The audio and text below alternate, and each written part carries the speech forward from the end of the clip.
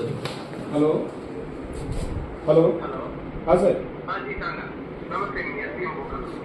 हां एडीएम साहेब, माझी मागणी आहे, मी तो व्हिडिओ वगैरे प्रूफ केला होता आणि जर तुमचा अधिकारी जर ना तर आमच्या शेतकऱ्याच्या मुलाला जर दारूचा गल्लाच भरायला लावत असेल प्रथमच.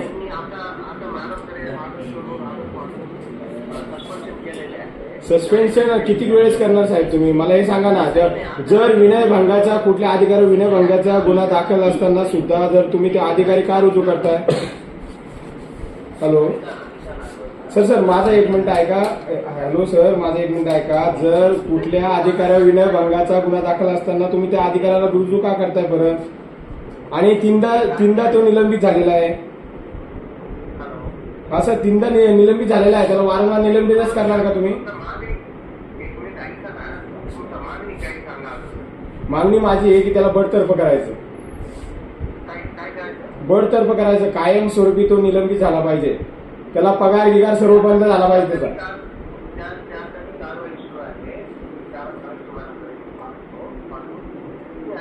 सर मला ऍक्शन घ्यायला मग तुम्ही ऍक्शन घेतच चालू तुमच्या प्रोसेसिंग चालूच राहील. मग आमच्या शेतकऱ्यांनी करायचं काय. तोपर्यंत आमच्या शेतकऱ्या त्या अपंग महिलाला न्याय कोण देणार. सर नियमाप्रमाणे मला तुम्ही 24 तासाचा वेळ द्या. मी वेळ थांबतो 24 तासापर्यंत. 24 तासामध्ये मला असं लेखी पत्र द्या की 24 तासामध्ये मी त्याचं बडतर्फ करतो त्याला.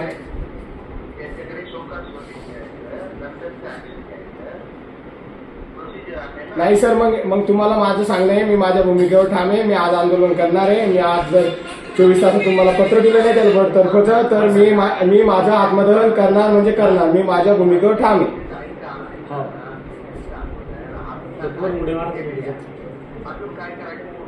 सर कार्यरत करून फायदा नाहीये, कारण वारंवार तो निलंबित झालेला आहे. 3 वेळेस निलंबित होऊन तरी तुम्ही डिसमिस करण्यासाठी नियम आहे तर आमचा बी काहीतरी नियम आहे ना. आम्ही काहीतरी सांगतोय ना. जर तुमचे अधिकारी आमच्या शेतकऱ्याच्या पोराला जर हे करायला लावताय साहेब तर त्यासाठी आम्हाला काहीतरी आहे ना. प्रॉब्लेम आहे साहेब की त्याला 24 तासात जर तुम्ही डिसमिस नाही केलं तर मी ना आत्मदहन करणार.